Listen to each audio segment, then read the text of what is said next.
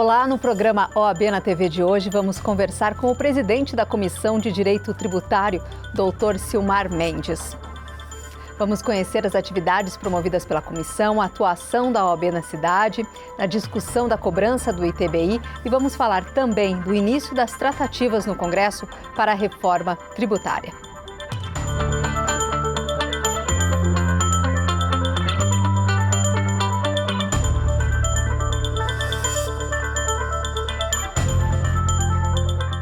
Além de acompanhar o programa na TV Câmara, você pode assistir as entrevistas completas em nossas redes sociais no canal do YouTube da OAB Itajaí.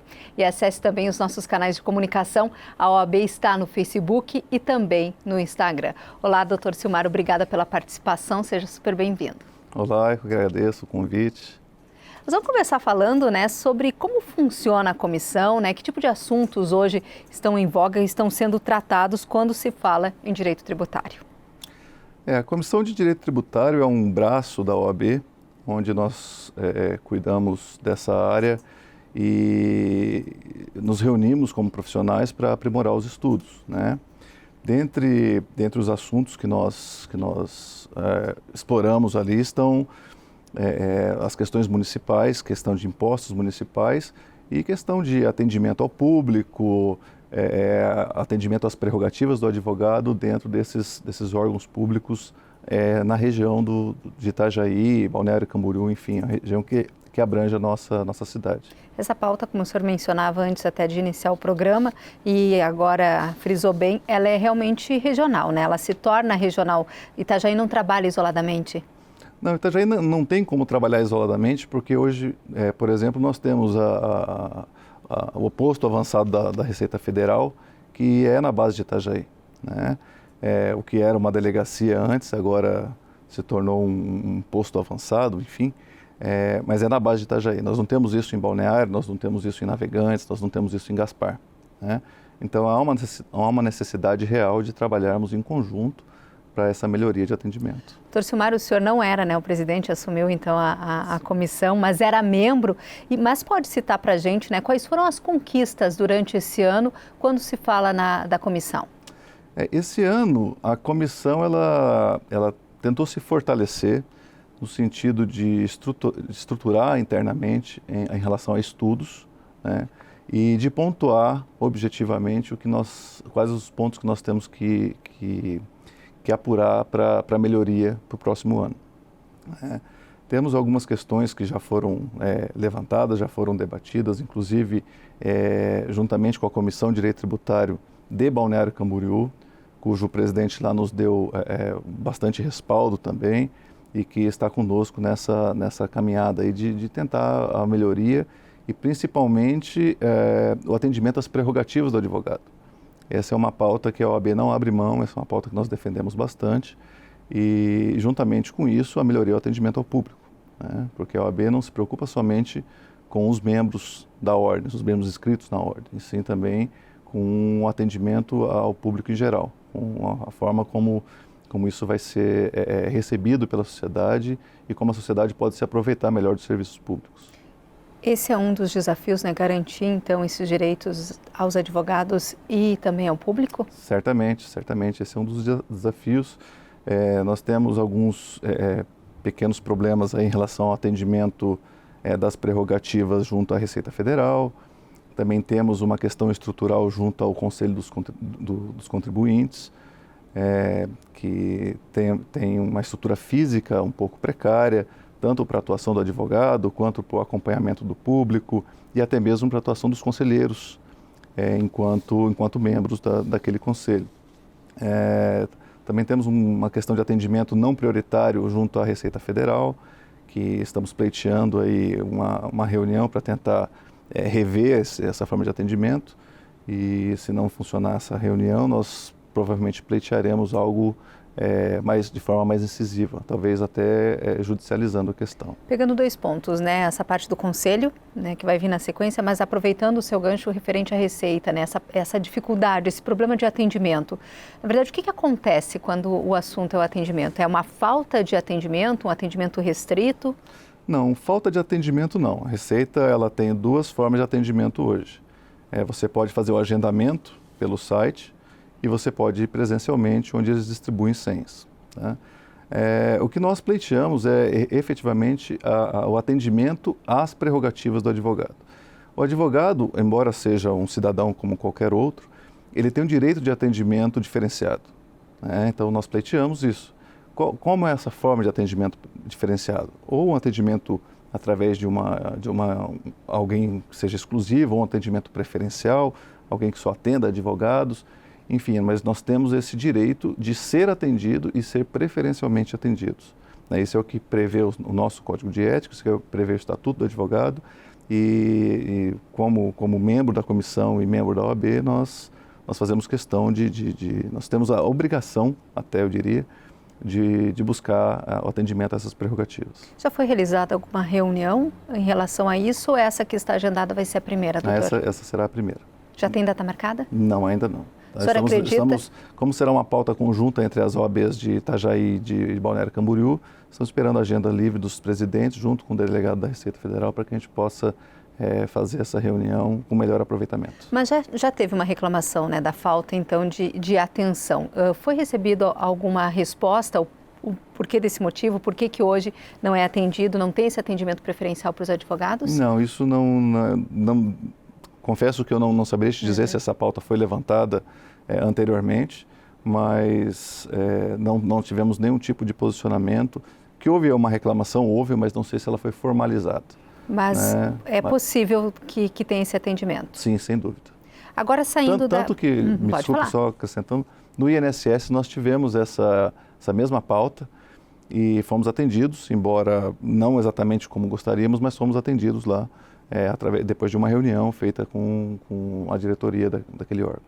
Além dessa demanda referente à Receita, a gente conversava também sobre o CONDECOM, né? O senhor mencionou também que existe uma falta de estrutura, e uma falta de estrutura que acaba impossibilitando, na verdade, o acesso às informações, né? Aquele acesso público a todas as informações. Qual a situação hoje referente ao Conselho?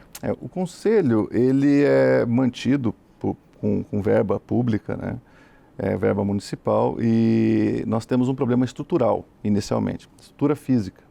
Realmente o Conselho hoje não comporta uma boa atuação profissional, ele não comporta um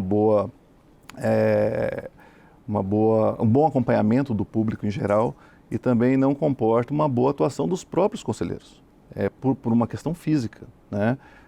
Não vemos que isso seja de grande dificuldade para a mudança, desde que a gente consiga pleitear junto à municipalidade a alteração desse local físico mesmo, imóveis, enfim, aquilo que é o mínimo necessário para o julgamento de um pleito de um contribuinte.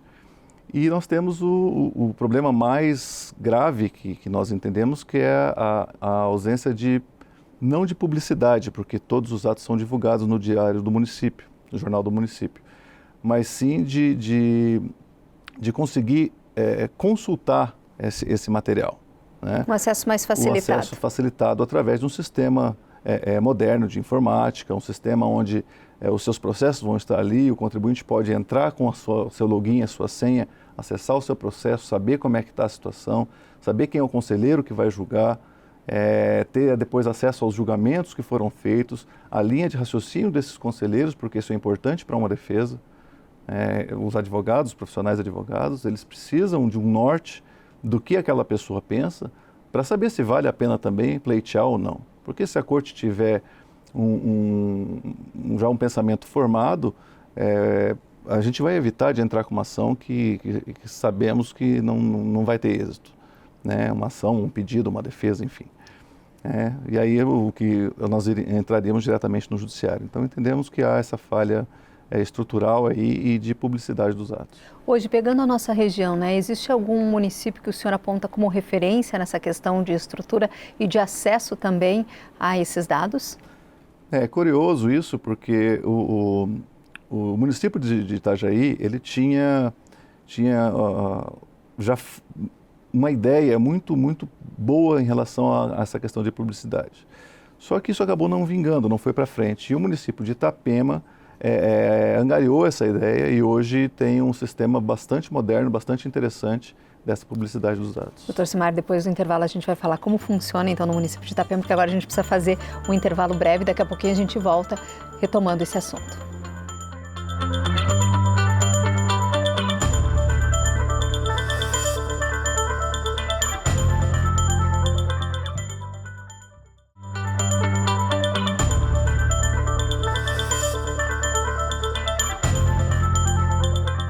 Retornamos com o programa OAB na TV. Hoje recebemos o presidente da Comissão de Direito Tributário, doutor Silmar Mendes. Doutor Silmar, lá no finalzinho do primeiro bloco, acabei lhe interrompendo, o senhor dava um exemplo da cidade de Itapema como uma cidade que tem uma estrutura, né, que oferece aí todo esse acesso aos dados quando a gente está falando no Conselho. A gente gostaria de finalizar, então, essa informação que, curiosamente, o senhor falou que Itajaí era um modelo, né? Acabou dando a receita para outros municípios. Exatamente. A receita do bolo foi para lá e o bolo ficou pronto em Itapema.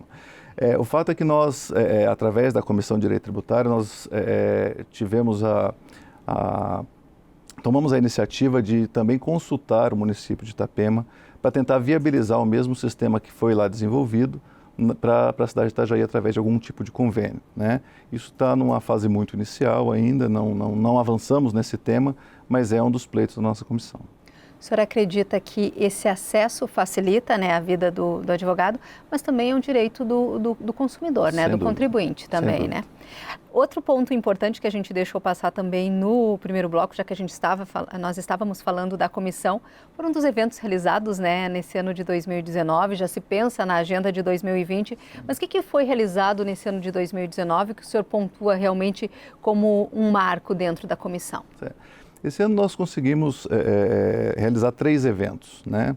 2 eventos abertos ao público e um pouco mais restrito, mas ainda assim aberto, só que com um formato bastante diferente. Um deles nós tratamos dos impostos municipais de uma maneira geral. Trouxemos um professor da FGV, professor Quintanilha, Gabriel Quintanilha, excelente professor, e que nos premiou com uma palestra muito boa, um debate muito bom, inclusive com pessoas da casa, com pessoas da Câmara dos Vereadores, com pessoas ligadas ao fisco municipal. Então teve um debate bastante interessante. Fizemos um segundo evento com professores do Instituto Brasileiro de Estudos Tributários, onde discutimos o ISS de importação e exportação, isso em parceria com a Comissão de Direito Aduaneiro. E por último, agora, nesse mês de outubro, nós fizemos um café tributário. O que é isso?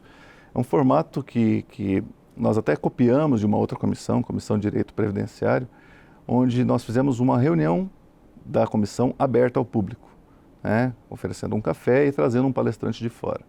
Nessa reunião, nós trouxemos o Dr. Demétrios Macei, que foi um das poucas pessoas que foram poucos profissionais, poucos técnicos que palestraram para a Comissão de Conciliação e Justiça na Câmara a respeito da reforma tributária. Então, realmente foi muito enriquecedor o debate e aberto ao público, teve uma boa adesão, então seguimos na agenda nesse sentido. Para 2020, nossa intenção é fecharmos 2 eventos, sendo que um deles certamente será tratado da reforma tributária, que já estará numa fase mais avançada do que a atual. E sempre tem uma dúvida, né? Ela é tudo muito novo, né? Os profissionais ainda são cercados de dúvidas em relação à reforma tributária, né? Já trouxemos, inclusive, outro profissional que foi tema e não tem como ainda entender de tudo, né, doutor Não Silmar? tem como, porque é muito prematuro. O que a gente pode adiantar hoje é que existem 2 propostas concretas, né? Uma que tramita pela Câmara e outra que tramita pelo Senado. Essas propostas, a da Câmara está mais avançada. A proposta da PEC 45 está mais avançada, já foi aprovada na Comissão de Conciliação e Justiça e a PEC 101, que é a do Senado, ainda vai passar por uma análise dessa comissão. Então, o que nós temos de mais próximo do concreto hoje é essa PEC 45, que veio de um projeto realizado por pessoas técnicas, né, por economistas, e foi apresentado pelo deputado Baleia Rossi.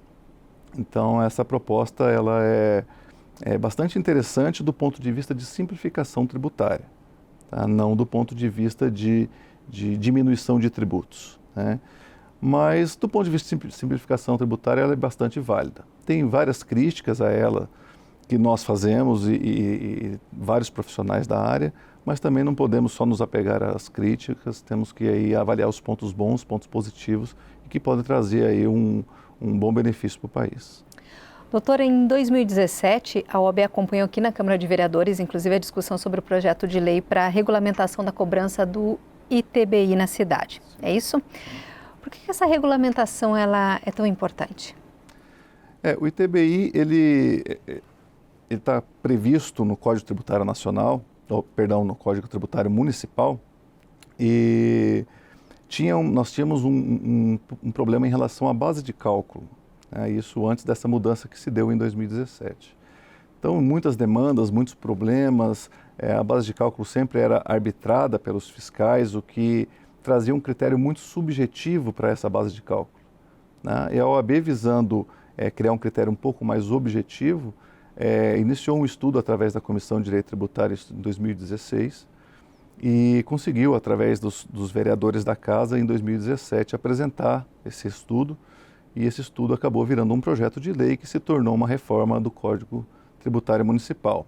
Então foi acrescentado o parágrafo 2º ao artigo 52 do Código Tributário Municipal, que previa critérios um pouco mais objetivos para essa apuração e até mesmo para essa valoração da base de cálculo do tributo. No entanto, esse parágrafo precisava de uma regulamentação, e essa regulamentação veio na sequência, onde adotou critérios muito próximos daqueles que já existiam. Então, na prática, hoje, tudo o que acontecia antes dessa alteração legislativa continua acontecendo. O procedimento atual, você apresenta uma documentação que consta na lei, na prefeitura, isso é passado por um crivo dos fiscais, e se há qualquer tipo de desconfiança que aquela base de cálculo não seria a correta, ou vou até mais longe, ou se há uma discordância do fiscal em relação àquela base de cálculo, ela acaba sendo alterada. E como é que é feita essa alteração? Existem critérios objetivos, com base na ABNT, com base em um perito que vai no local fazer uma avaliação? Não. Ela é uma avaliação muito subjetiva, baseada em critérios de internet, onde você entra, consulta imóveis na região similares, e para o fisco o que basta é aquela situação. E quem define isso é o fiscal? Quem define isso é o fiscal. E a lei ela estipula que quem define isso é o fiscal. A autoridade fiscal é a nomeação da lei. Então, teve uma alteração, a regulamentação acabou ficando meio que parecida com o que já tinha anteriormente, a alteração, e o que pode ser feito alguma coisa? Na prática foi isso que ocorreu, né? Nós tivemos uma alteração legislativa, mas na prática nada foi modificado, né? O que nós pleiteamos a partir de agora?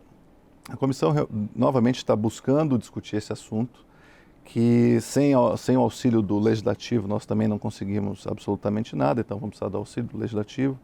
Isso inclui a questão política, onde tem que ter maioria de 2/3, enfim, uma questão um pouco complexa. Mas dentro da comissão, o que nós buscamos é criar critérios efetivamente objetivos para a apuração desse imposto. Hoje, se você compra um imóvel qualquer, digamos que você adquira um imóvel aí na casa dos R$200 mil, você não sabe se você vai pagar o imposto, que a lei prevê a alíquota, mas sobre esses R$200 mil, porque ele depende de um crivo do fiscal. Então, se o fiscal entender que aquele imóvel ele vale 230, ele vai estipular a base de cálculo 230 e vai emitir a guia com base nesses 230 que ele estipulou, né? Ao passo que se fosse 190, por exemplo, isso não aconteceria, porque a própria lei diz que é o maior valor, né? Então, essa subjetividade da da base de cálculo, ela traz insegurança jurídica, e a gente luta contra essa insegurança, porque o imposto tem que ter uma base de cálculo objetivo.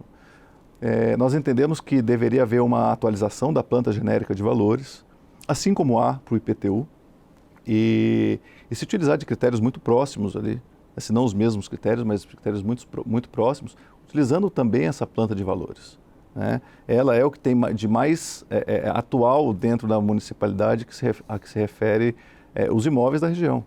Então não tem motivação lógica, pelo menos assim entendemos, respeitando as opiniões alheias, mas de se estipular uma base de cálculo diferente, se o negócio jurídico ou a planta de valores já estabelece aquilo. Mas, só concluindo, entendo eu que o grande problema está em como você encara o valor venal, conceito de valor venal, que é uma coisa que está muito claro no IPTU, mas que no ITBI não está tão claro assim. Em outras cidades da região é parecido o sistema com Itajaí? Ou aconteceu uma alteração e a regulamentação acabou seguindo a alteração indicada? Ou é parecido? Nós não temos o conhecimento de todas as cidades da região, mas posso dar um exemplo de Balneário Camboriú, que sofre do mesmo problema de Itajaí. Também tem essa subjetividade na análise das alíquotas. E isso se dá, obviamente, por um critério arrecadador, né? Quanto mais subjetivo você deixa, mais fácil de você arrecadar. Você estipula o valor maior e se você não está de acordo com aquele valor maior, você vai lá e estipula um valor subjetivo. Doutor Silmar, vamos para um breve intervalo mais uma vez, depois eu quero saber se o cidadão tem o que fazer num caso desse. Tá bom? Daqui a pouco a gente volta falando ainda sobre o ITBI.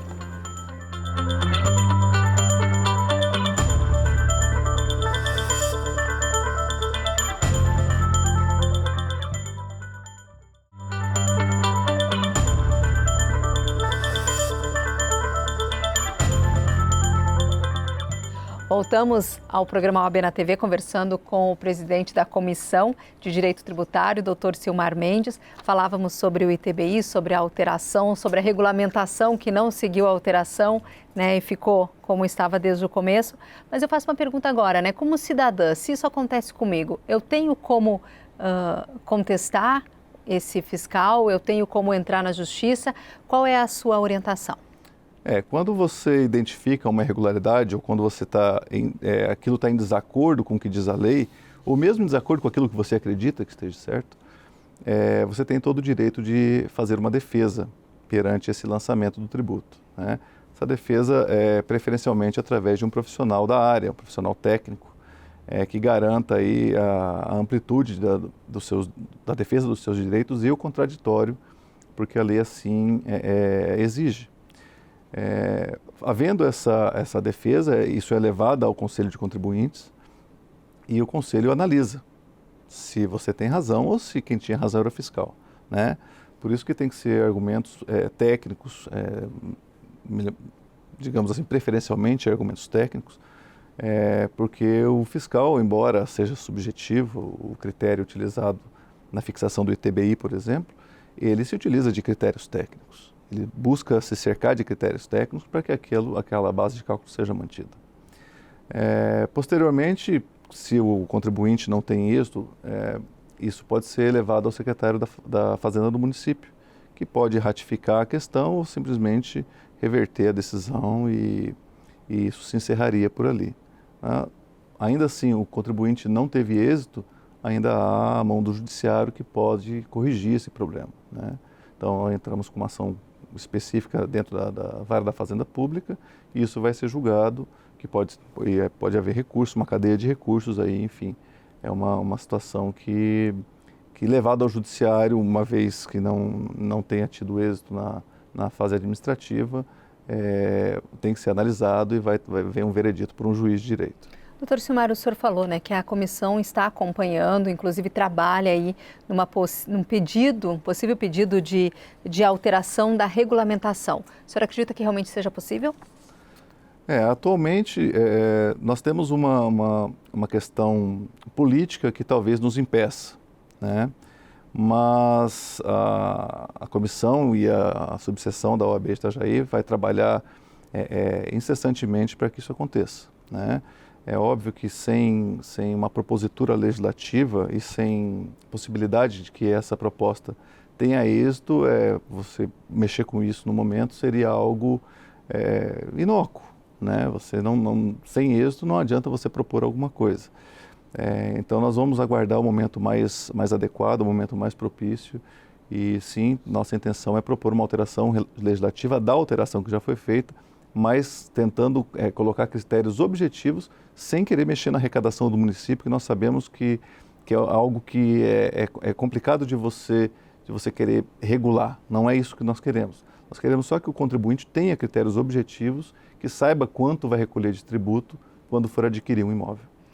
Doutor Silmar, agora para encerrar esse último bloco, né, a gente vai falar de um tema polêmico, né, que é bem a sua área, que é a reforma tributária, né? Então existe uma discussão, não é de hoje, da questão da necessidade da reforma.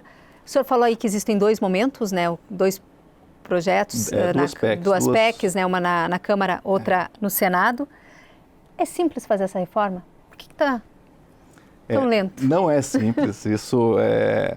Nós temos uma Constituição Federal que é de 1988. A nossa legislação tributária ela é anterior à Constituição. Ela foi recepcionada pela Constituição. Então, de 88 para cá, se vão 31 anos. E há 31 anos tentam fazer essa reforma, para tentar se adaptar a alguma coisa que a Constituição prevê e que a lei, como era anterior, não previa. E mesmo que a nossa legislação hoje seja uma coxa de retalhos, é muito complicado porque você mexe em fundos de participação, você mexe na arrecadação do município, você mexe na arrecadação do Estado, você mexe na arrecadação da União e você mexe em propostas públicas, né? Propostas para você poder fazer investimento, propostas de assistencialismo ou de divisão de renda, enfim. Você mexe no bolso da União, do Estado e do município. E quando se mexe no bolso da gente, já não é fácil, você imagina dos entes estatais. Então, essa reforma é muito difícil porque tem uma série de variáveis e uma série de interesses diversos. No entanto, como as propostas elas partiram das casas legislativas, uma hoje da Câmara, que é a PEC 45, né, Proposta de Emenda Constitucional 45 de 2019, e a PEC 101, partindo do Senado, isso foi melhor recepcionado. Nós estamos numa construção temporal. Muitos anos discutindo uma questão e engavetando. Chegou-se num momento histórico nacional que não tem mais como fazer isso. Nós temos uma tributação absolutamente complexa. Nós temos grandes empresas que precisam de um departamento inteiro para cuidar do recolhimento de tributos, do cumprimento de instrumentos, de obrigações acessórias, de deveres instrumentais, né? E muitas vezes não sabem o que tem que fazer, porque é tão complexo, é tão amarrado, sabe, que a impressão que dá é que é um rio turvo, sabe, que nesse rio turvo é mais fácil de pescar. Então você não consegue enxergar com clareza aquilo que você tem que fazer. E quando isso não está claro, quando não tem essa clareza que deveria ter a legislação, acaba ocorrendo uma série de injustiças, onde a empresa recolhe tributos e tem obrigações demais e não consegue cumprir, além de onerar a empresa excessivamente, e isso é um grande problema para o desenvolvimento do Brasil. Até uma das minhas perguntas aqui por que a questão tributária ela é tão complexa? Ela é tão complexa por falta de clareza? Como o senhor mencionou anteriormente? Olha, talvez hoje sim, mas para isso a proposta, ambas as propostas de emenda constitucional, elas têm esse objetivo de simplificar, tá? Elas não buscam diminuir imposto, isso tem que deixar muito claro. Elas buscam simplificar a tributação. Então, a PEC 45, que eu vou me ater mais a ela, que é a que está mais adiantada na casa, ela já foi aprovada pela CCJ, da Câmara, e ela tem a intenção de acabar com 5 impostos: IPI, PIS, COFINS, ICMS e ISS. Desses 5 impostos, institui um imposto só, chamado de IBS, que é o Imposto sobre Bens e Serviços. Por que isso? Porque você realmente simplifica. Você vai pegar a mesma alíquota que existe hoje e vai distribuir proporcionalmente entre Estado, município e União, mas você vai simplificar. Você vai ter um imposto só para apurar, um imposto só para recolher, uma obrigação só para cumprir. Ou seja, você vai conseguir trazer produtividade, você vai conseguir trazer economia para as empresas. Então, nesse ponto de vista, realmente é bastante interessante o imposto. É uma pena que hoje ele optou por tributar consumo, né? O que é uma grande crítica na área, principalmente na área mais humanística, né? Tributa o consumo, onde poderia ter aproveitado a reforma para tributar renda e patrimônio. Então, só a título de exemplo, se você é uma pessoa que ganha em torno de R$3.000 e você gasta tudo aquilo para a sua sobrevivência, você vai ter aí em torno de 33%, 34% de imposto. Tá? Uma pessoa que ganha 10 mil, por exemplo, e que vai gastar os mesmos 3 mil para subsistência, ela vai pagar 11% de imposto. Por quê? Porque ela vai conseguir acumular renda. Então, você tributando o consumo, você tributa muito mais quem tem menos e muito menos quem tem mais. Onde você poderia tributar renda e patrimônio, que seria algo mais igualitário, como existe, por exemplo, com o imposto de renda hoje. Doutor, quais são as principais demandas dos contribuintes contra o fisco? Isso depende, é uma pergunta difícil de te responder essa. Realmente não tem uma demanda principal, né? Isso vai muito de acordo com cada caso concreto e o fato é que quando o fisco está agindo de forma errada, está agindo de forma obscura, nós temos que combater isso através de um profissional qualificado, através de uma defesa bem feita. O que nós não podemos de jeito nenhum é deixar que o fisco ache que ele pode alongar a mão dele naquilo que não é dele. Seguindo, né, a pergunta é que quando esse contribuinte ele reclama, né, ele entra na justiça, ele faz esse processo que o senhor acabou de mencionar, né, quando a gente acaba, não pode mexer que esse dinheiro é meu. Tem sucesso na maioria das vezes ou não? Olha, também eu não tenho uma taxa de sucesso para poder apresentar aqui, né? Não existe um estudo que demonstre essa taxa de sucesso. O que a gente pode dizer é o seguinte: hoje as demandas tributárias são decididas muitas vezes pelos tribunais superiores, STJ e STF, e isso é decidido em demandas repetitivas.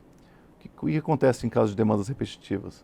Você afeta um processo, ou seja, você sobe 2 processos para julgamento e aquele julgamento é válido para todos os outros do resto do país.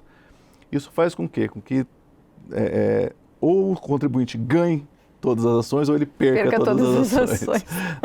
Então tem os dois lados da moeda. Às vezes a gente ganha aqui, perde no tribunal, chega no STJ a gente vira, ou enfim, vai depender muito do julgamento do Tribunal Superior. Tá certo, doutor, muito obrigada pela sua participação, né? A gente agradece a sua presença no programa OAB na TV. E eu que agradeço a possibilidade. A gente agradece também a sua companhia. Não esqueça que você acompanha o programa OAB na TV todas as terças-feiras, às 10h30 da noite, aqui na TV Câmara, e reprise às quintas-feiras, também às 10h30 da noite.